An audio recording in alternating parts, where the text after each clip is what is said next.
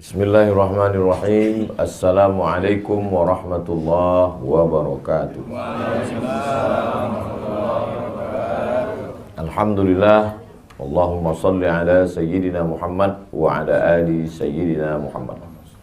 Yang sama-sama kita hormati Bapak PJ Bupati Belitung beserta jajaran, Bapak Sekda, para asatiz, guru-guru kita, Al-Mukarram, Ustadz Kemas Ali, Ustadz Kurnia, alim ulama, cerdik pandai, tokoh masyarakat, Bapak Ibu, hadirin hadirat yang tak dapat saya sebutkan satu persatu. InsyaAllah kita semua dimuliakan Allah Subhanahu wa ta'ala. Amin ya rabbal alamin.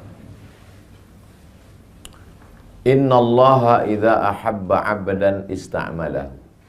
Kalau Allah suka kepada seorang hamba, maka hamba itu dipakainya, digunakannya. Kita kalau suka sama baju itu kita pakai, kita gunakan. Suka kita sama cincin itu kita pakai. Kalau Allah suka sama hamba itu dipakainya untuk menolong agamanya. Nah, jadi mudah-mudahan kita termasuk yang dipakai Allah untuk menolong agamanya.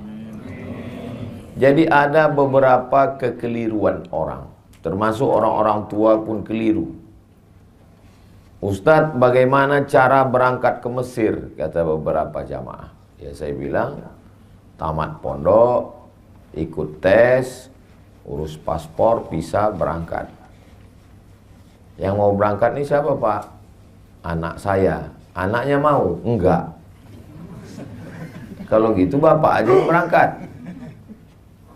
Jadi banyak orang tua menganggap menolong agama ini mesti jadi ustadz tamat Al-Azhar Mesir. Padahal kalau anaknya tidak punya kemampuan, dia tidak akan pulang menolong agama. Justru pulang itu dia tidak jadi Nabi Musa, dia jadi Fir'aun. Kalau tak percaya sama saya, tanya sama Ustadz Iskandar.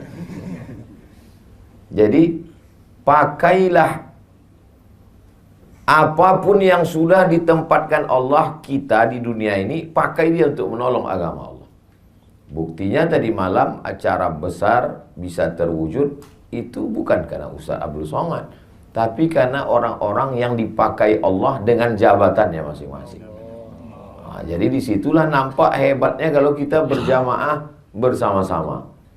Jadi saya sudah berjanji lama dengan saya, Ustadz Kemas Ali, Habib Mahdi, dengan Pak, saya selalu lupa nama Pak Gubernur 2017-2022, Pak Rizaldi. Kami berjanji di tepi pantai, di tepi atas hotel melihat ke bawah laut. Nanti kita sama Habib Mahdi. Iya. Tapi kalau tidak bersama-sama kita tak terwujud. Maka dalam ayat yang saya baca di rakaat pertama tadi, wa'tasimu bihablillahi jami'an, bersama-samalah kamu dalam agama Allah ini jami'an. Tapi di ujungnya tidak koma, sebelum wakaf ada koma, belum titik. Wala tafarraqu, jangan berpecah belah. Kenapa? Karena bersatu dalam acara itu susah, menyatukan orang itu susah. Tapi yang lebih susah lagi adalah setelah bersatu tetap menjaga persatuan. Nah, itu lebih susah. Karena ada gesekan-gesekan. Pepatah orang Melayu mengatakan telur ayam disangka lagi bersentuh. Apalagi hati manusia. Hati manusia itu bergeser. Makanya saya sering kali mengatakan alat telekomunikasi sekarang canggih. Tapi justru alat itulah yang merusak hati kita. Berapa banyak persaudaraan kita rusak gara-gara grup WhatsApp. Kenapa? Karena kata-kata itu tidak ada intonasinya. Entah dia mengamuk, entah dia memuji, kita tak tahu. Kata-kata itu tidak bisa membedakan teks dengan konteks. Jadi kalau kita tulis satu kata, setiap orang punya interpretasi yang berbeda dengan kata itu.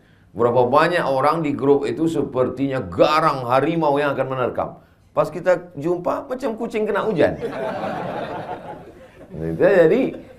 Jadi memang menyatukan manusia ini berbeda.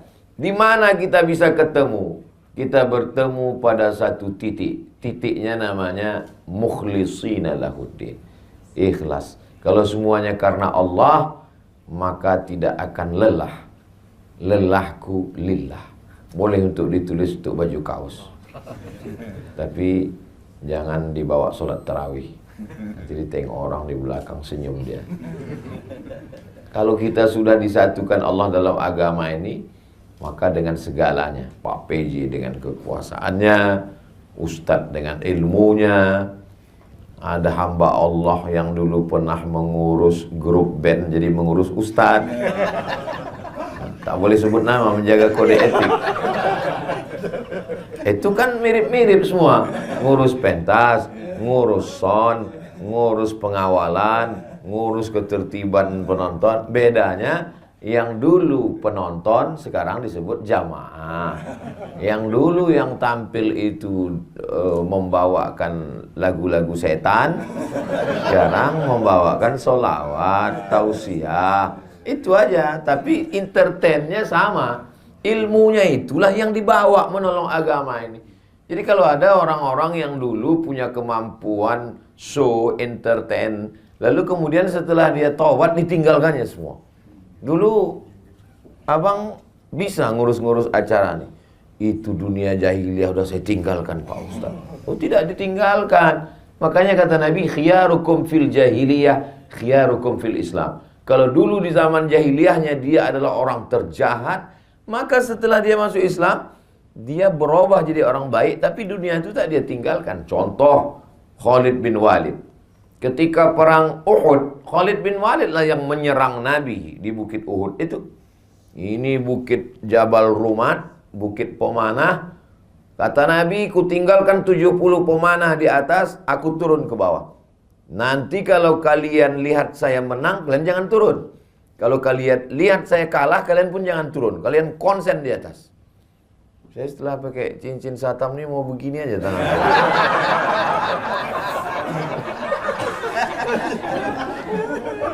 Rupanya pasukan Nabi menang di bawah.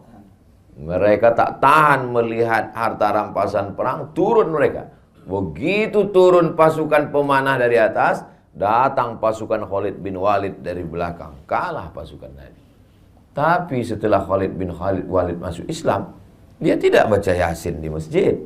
Dia tidak hanya duduk berzikir, dia tetap menjadi panglima perang. Bedanya, dulu menyerang Nabi, sekarang membela Nabi. Jadi sekarang banyak fenomena hijrah, pengusaha bertaubat, setelah habis itu duduk di masjid. Pas ditanya, gimana ruko bapak, gimana kebun sawit bapak, gimana bisnis bapak, gimana tambang bapak? Sudah saya tinggalkan semua Pak. Saya mau mati. Ya kalau mati kok tidak? Saya banyak ketemu orang mau resign. Saya mau resign nih Pak Ustaz. Orang kalau ngomong jangan patah, biarkan dia habis ngomong. Setelah habis dia bilang selesai semua, baru saya tanya, kalau bapak resign, keluar dari kantor, keluar dari BUMN, keluar dari ASN, siapa yang duduk di kursi bapak tinggalkan itu? Apa yakin yang menggantikan bapak lebih soleh, lebih baik daripada bapak? Enggak ada Pak Ustaz, setengah setan yang menggantikan. Berarti bapak membiarkan amanah ini diambil orang. Iya Pak Ustaz, tapi saya tak tahan duit-duit haram ini. Kasih ke saya, bilang. Jadi banyak orang berpikir yang dipikirkannya dirinya aja sendiri. Padahal kalau segenggam kekuasaan itu di tangannya, banyak yang bisa dia lakukan. Jadi kalau ada orang berpikir yang penting saya sholat subuh, yang penting saya puasa Senin Kamis, yang penting saya tahajud malam, yang penting saya berzikir. Kalau begitulah cara berpikir, takkan merdeka Palestina oleh Salahuddin Al-Ayyubi. Tidak akan menang umat Islam melawan Konstantin oleh Muhammad Al-Fatih. Takkan menang Islam berkuasa di Spanyol oleh menjebol Selat Gibraltar oleh Jabal Tariq. Kenapa? Egois, berpikir diri sendiri. Nabi ketika menerima wahyu, Iqra bismi rabbikal ladzi khalaq, khalaqal insana min 'alaqin, Iqra wa rabbukal akramul ladzi 'allama bil qalam, 'allamal insana ma lam ya'lam, di atas Jabal Nur. Apakah ketika itu dia hanya baca Quran? Tidak. Setelah menerima wahyu dia turun ke bawah, jumpa dengan Abu Jahal, jumpa dengan Abu Lahab, berinteraksi sosial dengan manusia. Nah sekarang banyak orang kalau bertobat ke masjid, menegur kita pun dianggapnya kita setengah setan. Padahal kita adalah masih lagi di dunia, masih kita berjuang. Jadi paling tidak menolong agama Allah ini ada 5 manusia. Yang pertama adalah orang yang bisa menggunakan telunjuknya. Kalau ditunjuknya jalan berlubang, langsung licin beraspal. Kalau ditunjuknya acara, langsung jadi. Beda sama saya. Saya tunjuk beberapa jalan sampai sekarang belum aspal-aspal. Karena saya tak ada kekuasaan. Orang-orang yang punya kekuasaan ini dipakai untuk menolong agama Allah luar biasa. Tunjuk jalan, berdiri pondok pesantren. Tunjuk lagi tanah, berdiri Islamic Center. Tunjuk lagi, berdiri tahfiz Quran. Tunjuk lagi, keluar perda, perbub, pergub, madrasah diniyah. Tunjuk lagi, berdirilah lembaga-lembaga, Badan Amil Zakat Nasional, Bank Muamalat, LPTQ, Lembaga Pengembangan Tilawatil Quran, Badan Wakaf Indonesia. Itu kan atas persetujuan telunjuk. Itu tak selesai dengan ceramah. Itu tidak selesai dengan tabligh akbar. Tabligh akbar itu hanya permulaan start untuk berbuat. Kenapa? Opini publik dipengaruhi dengan tabligh akbar.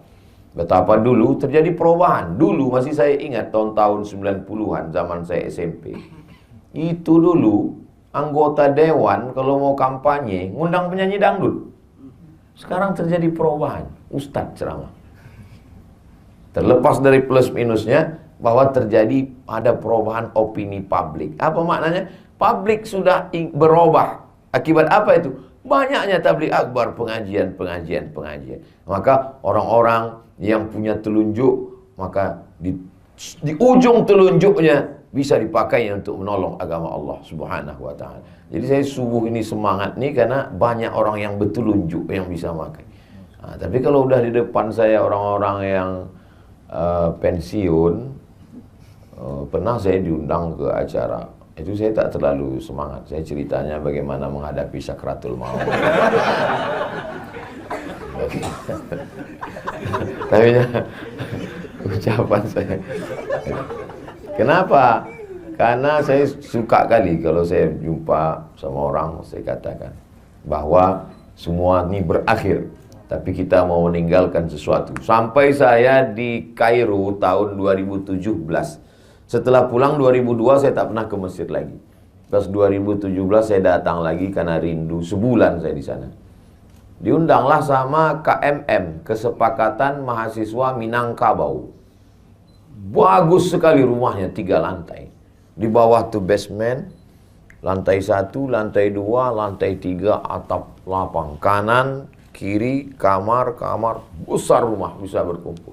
Saya bilang bagus sekali rumah kalian ini. Ini Pak Gubernur kami yang belikan Pak Ustaz.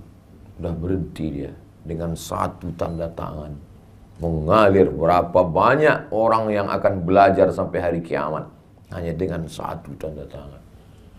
Lalu kemudian saya jumpa dengan beberapa sahabat-sahabat yang dekat. Saya bilang, bagusnya Pak, kalau kita tidak ulama tapi kita bisa dapat amal jariah, Bapak kirimlah ini anak-anak yang tercerdas, terpintar buat tes, berangkatkan. Kemarin datang dia ke rumah menyambut bulan puasa. Alhamdulillah Ustaz Somad, sudah kita kirim 10 ke Mesir. Masya Allah. Makannya Pak, saya tanggung. Saya cemas juga dikirimnya, meninggal orang. Nah, apa makan dia di Mesir kan? Kami tanggung Pak Ustaz. Ongkos pulangnya Pak, kami tanggung. Lapang saya. Apa untungnya sama Ustaz? Tak ada untung, tak ada. Anak kemanakan saya masuk di situ, keluarga saya tak ada. Tapi membalaskan sakit hati saya dulu. Karena saya dulu berangkat tak ditanggung Pemda. Sakit hati saya. Berangkat tak ditanggung, beasiswa tak dikasih, pulang. Berangkat tak diantar, pulang tak dijemput. Macam Ustaz hantu. Maka di mana-mana selalu saya pesankan itu. Supaya apa? Membalaskan sakit hati saya. Bapak udah kirim? Iya. Tahun berapa sekarang anak itu? Tahun 1. Berarti Bapak punya kesempatan 3 tahun lagi Pak. Apa itu Pak Ustaz? Bebaskan tanah, buat masjid, Islamic Center, TK Quran, SD Quran, SMP Quran, SMA Quran, Sehingga nanti selama 3 tahun ini bapak bangun, anak-anak tuh pulang, diikat dia. Karena kalau tidak diikat, waktu turun dia di Jakarta, nikah dia sama orang Jakarta. Udahlah kita habis APBD nyekolahkan dia, tiba-tiba dia tidak memberikan kontribusi, buat dia kontraknya. Ya betul Pak Ustadz, jadi 3 tahun ini kita buat. Iya, itu pun juga membalaskan sakit hati saya. Karena dulu waktu saya pulang tak tahu mau jadi apa. Nah, jadi luar biasa. Alhamdulillah para asatiz adik-adik kelas saya, ini adik-adik kelas saya, Pak Kabak Kesra 2003 berangkat, saya 2002 sudah pulang. Jadi banyak orang menduga saya ini masih muda, padahal saya ini udah tua. Ustadz Iskandar 2011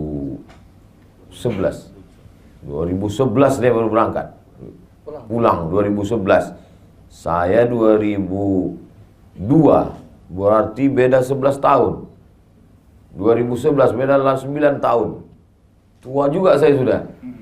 Artinya bahwa ada sesuatu yang kita lakukan. Lalu kemudian kalau telunjuk orang yang punya kekuasaan, lalu kemudian ada yang selalu diletakkan perhiasan. Itulah dia, selalu perhiasan itu diletakkan di jari manis. Ini anak muda. Anak-anak muda ini mesti kita kelola. Jadi tadi malam itu, kenapa Ustaz Somad kalau tausiah itu, kalau subuh biasanya di masjid atau di ruang tertutup. Tapi kalau malam itu kita memang pilih tablik akbar. Itu sebenarnya kita untuk menggarap anak muda. Karena ada beberapa anak muda dia belum mau ke masjid, dia mau dengar di pinggir-pinggir tanah lapang. Dia masih trauma ke masjid ini. Ke masjid pertama sendal hilang. Ke masjid kedua helm hilang. Ke masjid ketiga, kawan yang sama-sama itu meninggal. Jadi nama penyakitnya Masjid Traumatic Syndrome. Jadi orang-orang begini ini mesti dijinakkan lagi dengan tanah lapang. Jadi berawal dari tanah lapang, lama-lama ujungnya juga ke masjid. Bukan berarti hanya berhenti di tanah lapang, enggak. Jadi yang tadi malam itu kita tidak euforia sesaat, kita ikut bahagia, kita ikut senang. Tapi puncaknya adalah bagaimana masjid-masjid kita. Jadi harus ada terus berkesinambungan. Ibarat macam menangkap ikan. Jadi saya sudah menghalau ikan ini dari sini. Ada ustadz di sana yang menunggu. Makanya Ustadz Kurnia pun menunggu ikan ini sekarang. Terserahlah entah ikan apa yang datang. Siapkan memanglah jalannya. Entah ikan paus, entah ikan hiu, entah ikan lumba-lumba. Asal jangan ikan piranha aja lah. Artinya apa? Kita bekerja sama. Makanya selalu saya katakan, masukkan anak ke pesantren, masukkan anak ke pendidikan yang dikelola para habaib, para kiai kita, masukkan ke madrasah. Itu dalam rangka menghalau ini.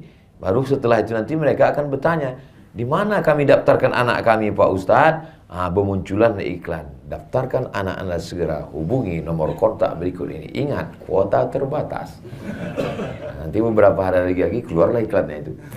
Itu dalam rangka apa? Karena pemuda ini kalau tidak kita garap, digarap aliran sekuler, komunis, ateis, agnostik, liberal, macam-macam di medsos itu. Tadi waktu habis sahur tadi, saya baru aja mengirim web yang diisi oleh orang-orang ateis. Jadi isinya itu ngejek agama aja. Sampai yang di atas itu ditulisnya, kalau memang Tuhan itu ada, kenapa dia menegur saya melalui mulut kamu? Itu kan memandang. Tapi dia pakai fake account semua. Dan itu saya kirimkan ke kawan-kawan, supaya jangan terlalu sibuk berkelahi antara sesama kita, sementara ini kita diamkan. Nah ini saya, artinya anak muda ini mesti kita garap. Lalu kemudian ada telunjuk yang punya kekuasaan, ada anak muda. Di tengah ini, inilah dia ulama. Ulama selalu di tengah, selalu menengahi, selalu membersamai. Tak miring ke kanan, tak miring ke kiri, selalu bersama, mengayomi, melindungi, tempat bertanya. Fas'alu ahla dzikri in kuntum la ta'lamun. Tapi tidak mesti kita. Ustadz, itu kemarin yang jadi ketua pengurus masjid adalah fulan. Oh, sahabat saya, kawan saya, adik kelas saya, senior saya, kakak kelas saya. Bersama-sama kita. Jadi orang melihat kita. Kalau saya salah, yang disalahkan orang bukan Abdul Somad, yang disalahkan Al-Azhar.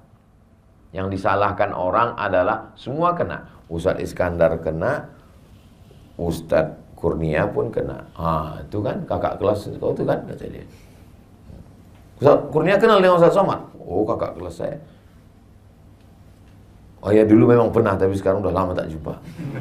Alhamdulillah. Mudah-mudahan kita istiqomah insyaAllah.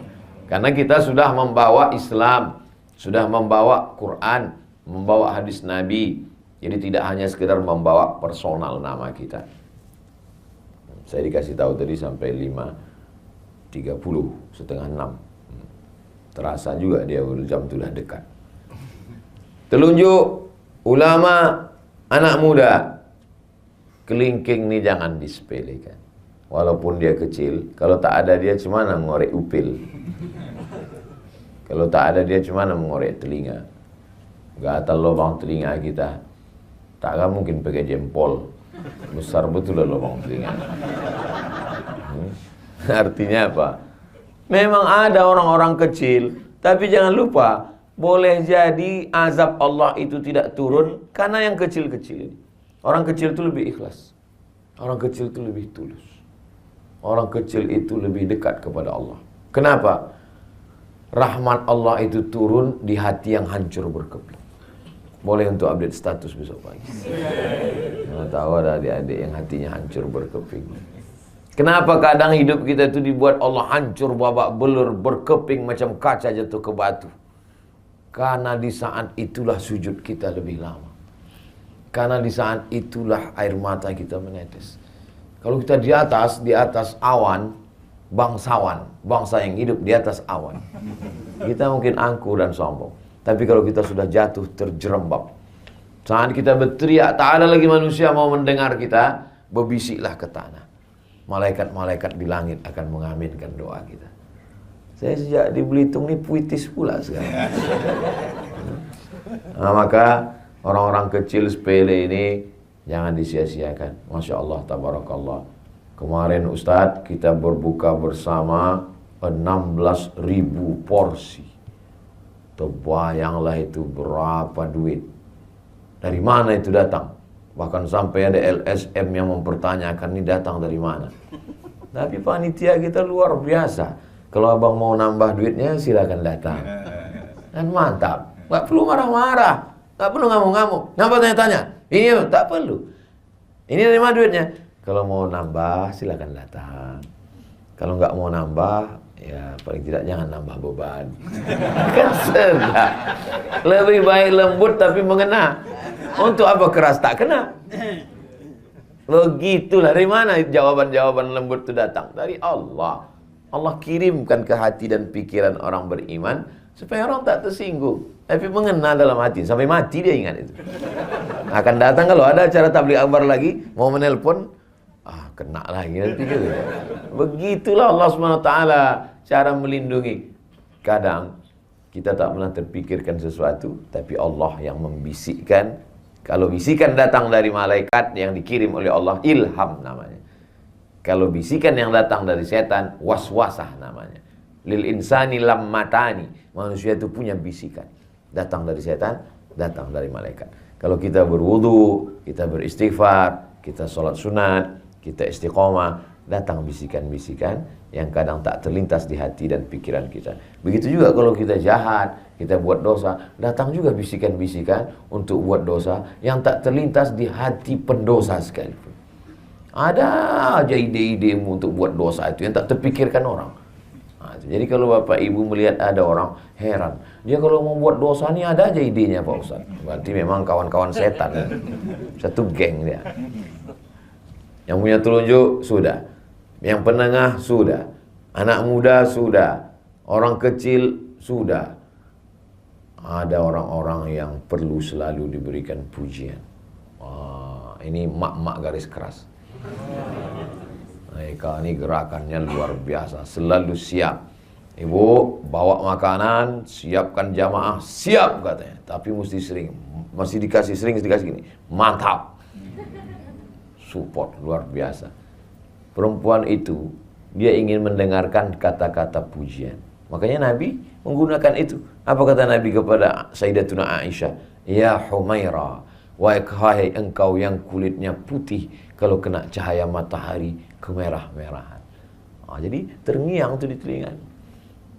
Boleh Pak Ustadz, istri saya panggil wahai orang yang kulitnya putih, kena cahaya matahari kemerah. Apa pula salahnya? Pulang dari sini nanti panggil ya Humaira. Tapi kalau bisa sesudah berbuka. Kalau jam 2, jam 1 ya Humaira, kau ngejek aku ya, kata dia. Janganlah terlalu jujur. Ini terlalu jujur balik, ya Hajar Aswad. Ngawur lah dia. Jadi kita memang harus selalu memberikan kata-kata yang baik, mengangkat hati, perasaan, mensupport, memberikan. Kita pun terasa itu. Kadang ada orang-orang, tapi jangan terlalu berlebihan. Dia macam garam juga itu. Kalau pas dia penempatan garamnya itu pas dia enak. Tapi kalau terlalu berlebihan, asam, apa kita pusing kepala kita mendengar pujian-pujian. Makanya kata Nabi, kalau orang terlampau memuji, ambillah pasir dan hembuskan ke wajahnya. Jadi kita pun siapkan, letakkan pasir. Kalau ada orang terlampau memuji, kenapa bapak gini kan banyak kali bercerita.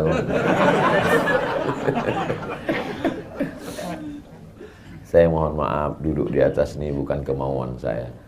Ustadz Kurnia yang ngasih kursi. Begitulah sibuknya kemarin orang mencari kursi. Saya dikasih pula kursi. Kenapa saya dudukkan di sini? Biar sejajar sama kamera. Ini saya jelaskan supaya jangan ada dusta di antara kita. Nah, setelah pertemuan ini kita tidak berpisah. Karena kita akan selalu bersama dalam doa.